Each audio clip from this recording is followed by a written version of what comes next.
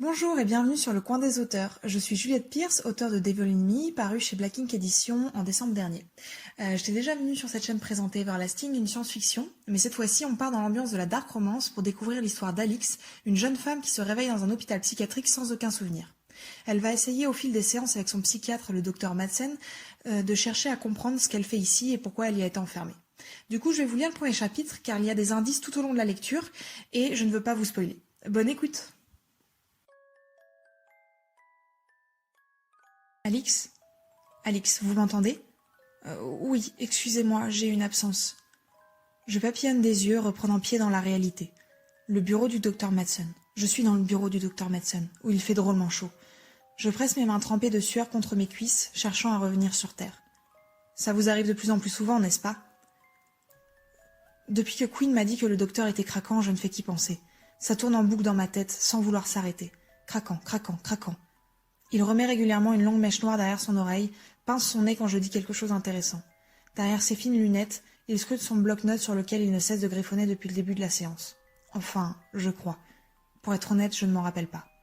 Je préfère me concentrer sur les tatouages qui ornent ses doigts. Je peux lire ma petite princesse d'un côté, et de l'autre, les sales gribouillis informes me mettent simplement mal à l'aise. Depuis quand a-t-il des tatouages? Je ne les avais jamais remarqués avant.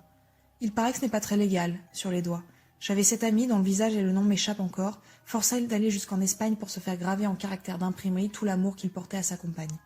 Sont-ils encore ensemble? Alix? Désolée, ouais, en ce moment, j'en ai tout le temps. Des absences, je veux dire.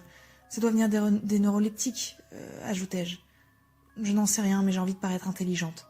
J'ai envie qu'il pose ses yeux sur moi, son regard qui brille de la lueur dont elle m'a parlé. Craquant, craquant, craquant. Comme un disque rayé, j'ai le même mot qui me tournoie dans l'esprit. Le docteur est craquant. Puis il paraît qu'un docteur, ça se tape ses patientes.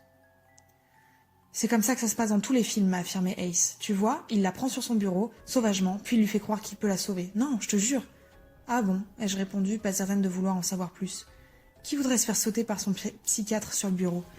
Ok, le docteur Madsen est plutôt craquant. Non, décidément, je n'aime pas ce mot. Surtout avec ses cheveux en bataille. Mais ce n'est pas pour ça que... Schizophrénie en cause, donc non. Ah merde, il a parlé. Ça fait combien de temps que vous ne prenez plus vos médicaments, Alix? Ça fait combien de temps que vous ne me tutoyez plus, docteur Madsen? Pardon? Oups, j'étais censée le penser, ça, pas le dire. Avant, vous me tutoyiez. Pourquoi vous ne le faites plus? Je suis obligée d'aller au fond de ma pensée. J'arrive mon regard au rideau qui vole près de la fenêtre, derrière le docteur aux cheveux d'encre et au regard brun.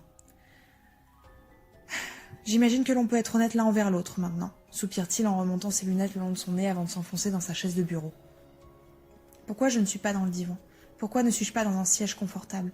Je reste sur cette chaise en bois, les mains accrochées à ses bords, comme perdues sur le grand large. L'odeur de l'été s'engouffre par les fenêtres ouvertes. Depuis quand les fenêtres sont-elles ouvertes? Depuis quand l'été est-il là? Je me souviens encore des cerisiers en fleurs dans la cour, des faibles bourgeons qui s'égayent dans le vent. La dernière fois que j'ai ouvert les yeux, c'était le printemps. Alors pourquoi le soleil tape, tape, tape, plus fort qu'une mitraillette, plus fort qu'un métronome? Écoute, Alix, tu as fait une grosse rechute récemment. Nous avons changé ta médication dans l'espoir que tu recouvres tes esprits. Tu développais une certaine forme d'allergie à tes neuroleptiques, ce qui les rendait dangereux pour ta santé. Aujourd'hui, tu es stabilisé. Tu vas mieux. Vous me tutoyez de nouveau. C'est la première fois que j'arrive à vraiment discuter avec toi depuis que tu as changé de traitement. Tu es resté presque 1 mois prostré dans ta douleur. Je ne m'en souviens pas. Je sais, tu as été en soins intensifs dans un autre hôpital un long moment. Nous avons totalement repensé ton traitement. Mais aujourd'hui, ça va mieux.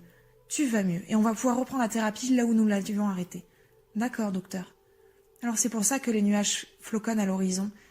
C'est pour ça qu'ils ont l'odeur estivale. Maintenant qu'il en parle, je me souviens de vagues flashs de lumière, et de mes tempes qui tambourinent. Je me souviens du visage de Liam, penché au-dessus de mon lit, Liam qui essaye de me ramener à la réalité. Dis-moi, reprend-il en passant les doigts sur ses lèvres, tu as hâte de pouvoir retourner avec les autres dans le foyer commun? Oui, ils m'ont manqué. Enfin, je crois. Pour être honnête, je ne m'en rappelle pas. Mes souvenirs, demandai-je, ça va s'arranger? Normalement, oui. Ils vont revenir naturellement avec beaucoup de repos. On va reprendre nos séances tous les 2 jours et tu auras une séance en groupe quand nous ne nous verrons pas. Est-ce que cela te convient toujours? Oui. Mes parents... Ils ne sont pas venus me voir? Il soupire et se passe une main sur le visage. Je n'aime pas le décevoir comme ça. J'ai l'impression d'être une petite fille que l'on réprimande. Mais je suis grande maintenant. La majorité, tout ça. Je ne fais pas exprès, je vous promets. Je sais, Alix, je sais. Il se lève et fait le tour de son bureau pour venir s'asseoir sur le bord, tout près de moi, si près de moi. Là, Si j'esquisse un mouvement, je pourrais le toucher. Et lui aussi le pourrait. Craquant, craquant, craquant. Ouais, ça occupe les discussions de tout le monde. Toutes les filles ont envie de Dr. Madsen, alors avoue, c'est énervé Ace, alors que je revenais d'une séance. Toi aussi, tu dois avoir envie de lui. Pourtant, je ne pense pas avoir envie de Madsen. Il est là, si proche et si loin à la fois, comme si 1, 2, 3 galaxies nous séparaient, pailletées de poussière d'étoiles. Il suffirait d'une poussée, d'une fusée, d'une lumière pour nous rapprocher. Pour que mes doigts se perdent, focus, concentre-toi.